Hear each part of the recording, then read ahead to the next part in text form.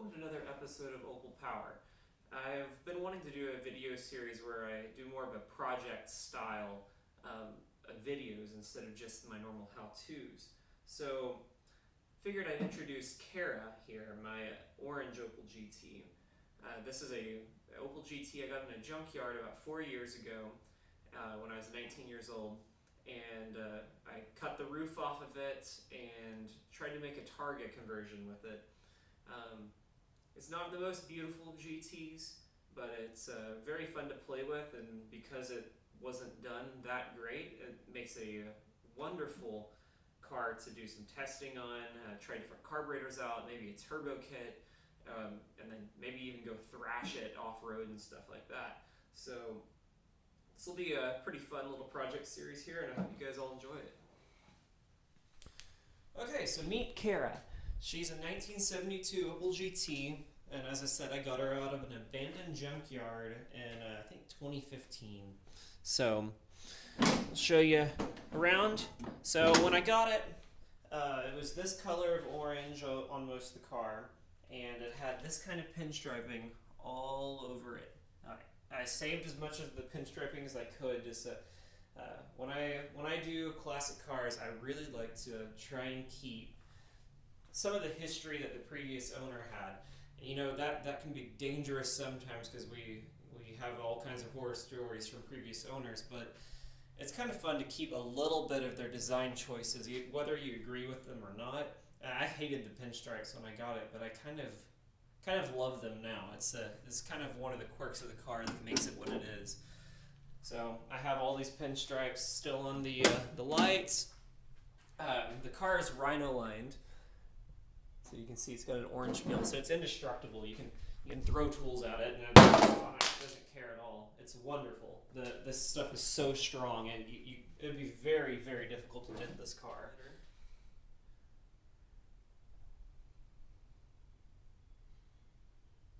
It's just amazing the detail they put into this. That's some very difficult pinstriping to do. So the engine in here is actually the engine that was originally in this car. So I pulled this engine out whenever I swapped to a 2-liter conversion that I did. And so that's what this block is from. So it's a 1970 block with the stock size 1.9 liter pistons. It's just been regasketed, probably has 30 or 40,000 miles on it.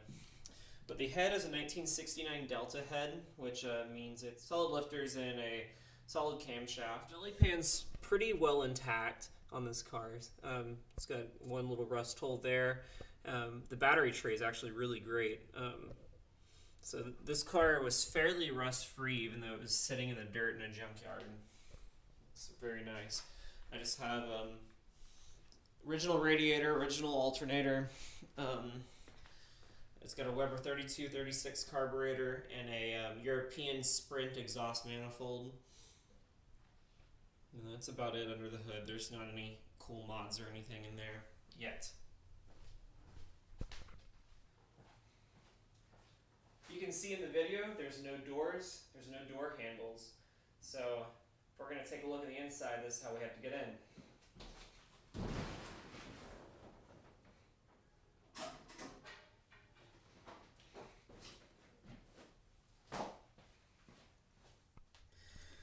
The sun is not shining today, so unfortunately on this part of the video I have to use a flashlight to show you everything, but here we are in the interior after we leaped in. So it has I completely redid the wiring with an 8-circuit wiring harness. There was basically no wiring in here when I got it from the junkyard. These are the original interior panels that came with the car. They were black and tan leather, and they were all covered in Texas mud and dirt. But I cleaned them and I dyed them to match the interior. You'll see more of that later on, because I'm actually going to put some of the other interior pieces I haven't used yet from that came off the car and put them back in. So the name of the game with this car was using as much of the parts that came with it as possible. So this is a very budget build. So you can see I have a radio block-off plate, I have a heater block-off plate. The heater's removed, the windshield wiper mechanisms are removed. see what else. We did a lot of weight reduction. No spare tire shelf. And then I added a CB radio because weight reduction.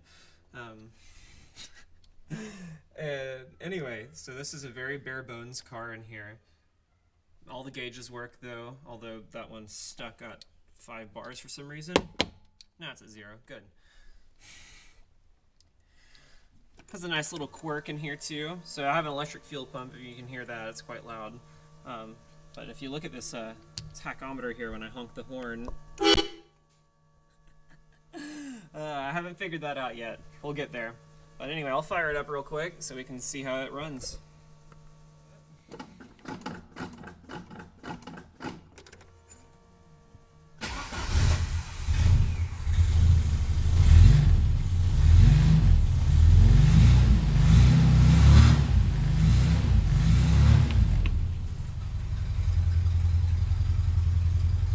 Even the clock works. I finished making that work just a little bit ago.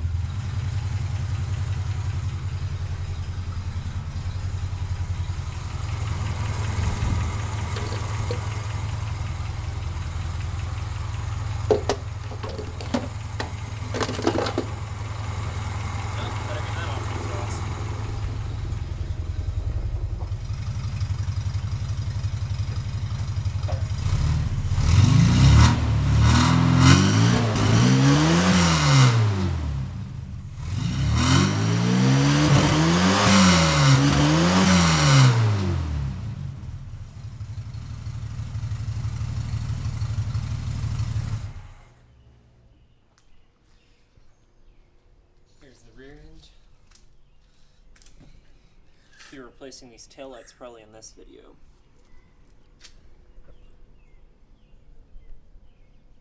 The suspension is actually really nice on this car. I used hard compound poly bushings.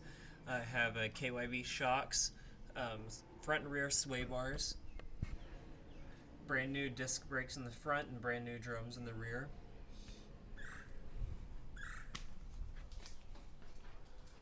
Here's a glance at the front suspension as best I can do with the wheels and tires on. So it's got brand new ball joints, front, upper and lower, brand new tie rods, control arm with hard compound poly bushings, and also have a lowering spring. Can't really see that under here, but it's got a lowering spring, 1-inch lowering, front and rear. You can see we have this black piece right here that goes all the way around the bottom, and that's not on this car. If you see on here, this car has a structural frame I built under it to help deal with the roof being removed. You can see some more of it under here, but it's kind of hard to get under there without it jacked up or on a lift. So I've got all these nice new parts, and I'm going to start slowly putting some of this stuff on the car. I think for today's video we'll install these nice 1973 Opel GT taillights. These in 1973 Opel ran out of the taillights that they use on the older style GTs. You know, the standard ones that are just red and yellow here on this one, and they have their separate reverse light here. Anyway, Opel ran out of those, and so they just dug into the parts bin and pulled this type off the Manta. So you have your turn signals, your brake light, and then you have you also have your brake light and your reverse light in this one. So kind of neat. So I'm gonna go ahead and get these put on here and have something a little bit special on this car.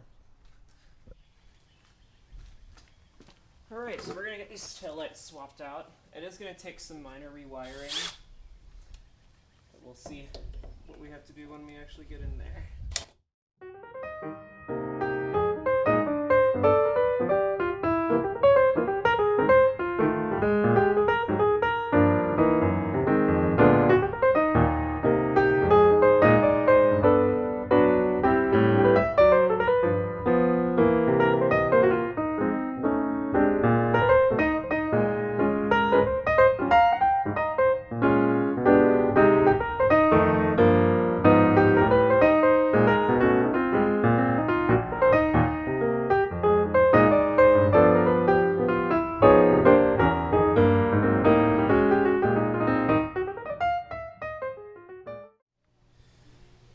Alright, so I slightly improved the wiring a bit. I got rid of all the wire nuts, and heat shrinked everything.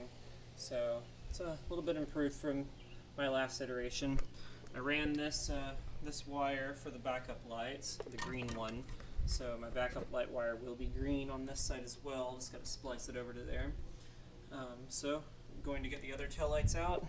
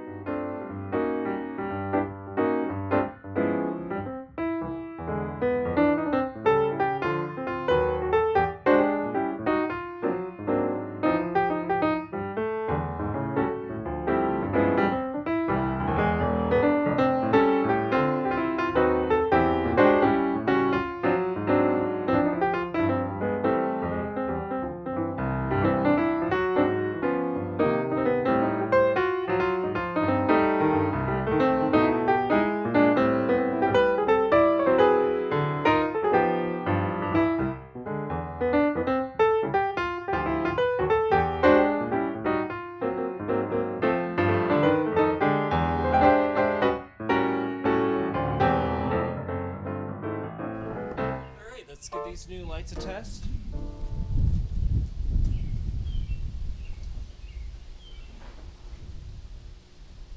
Here's brakes. Left blinker. Right blinker.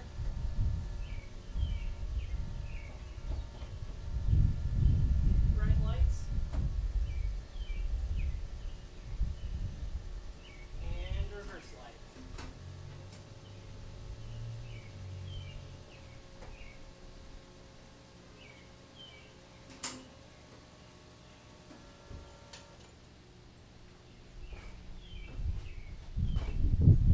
Sounded like all those worked by the noise the fuel pump made. Had a little bit room left in this video, so I figured I'd go ahead and add a part that I already had some videos for.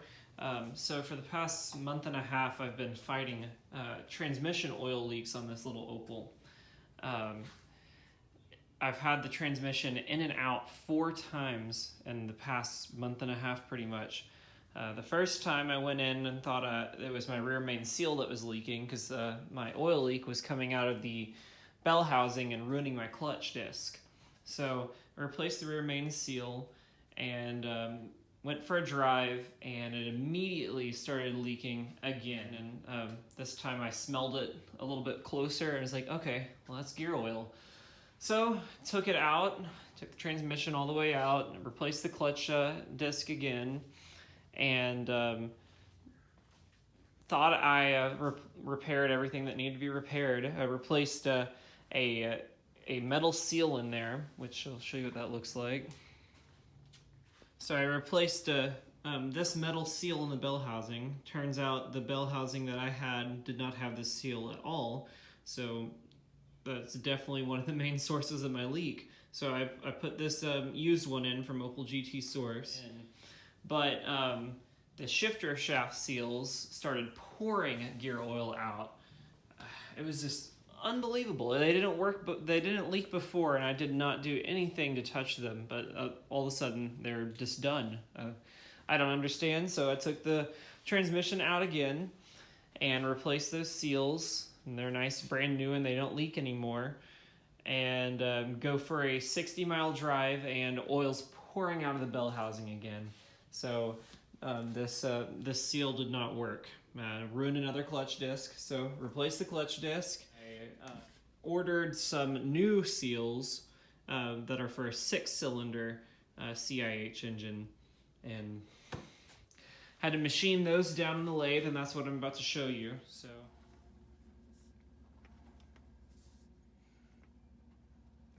that's nice. It's only 4 thou.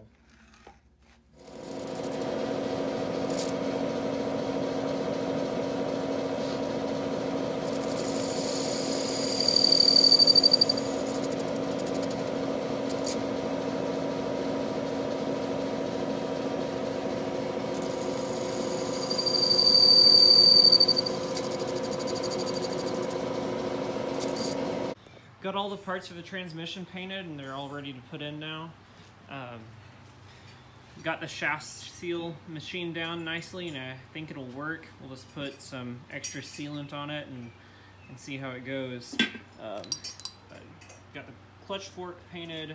I didn't have any other orange paint, so the transmission is staying as it was. Drive shaft's painted, and polished the slide for the throwout bearing, and hopefully we'll be able to get this going soon.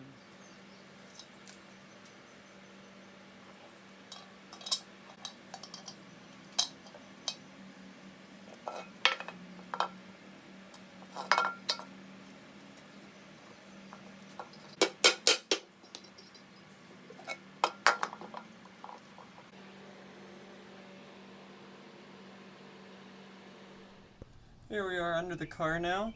There's my nice new gold drive shaft. So we got the transmission in, got the backup light installed, got all the seals are working good so far. But hopefully we won't get any more leaks out of the bell housing from the transmission, and no more clutch ruined. That's it for this episode. Hope you guys enjoyed it. We got quite a bit done today. Some little wiring on the back with the new tail lights, reverse light installed, transmission put in. Here's the new tail lights.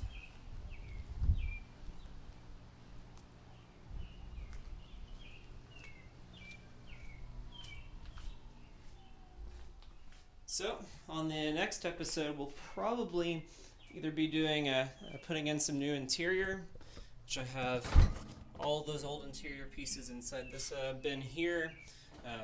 Put in some things like the door Etruscans. Even though I can't open my doors, it's nice to have that hole covered.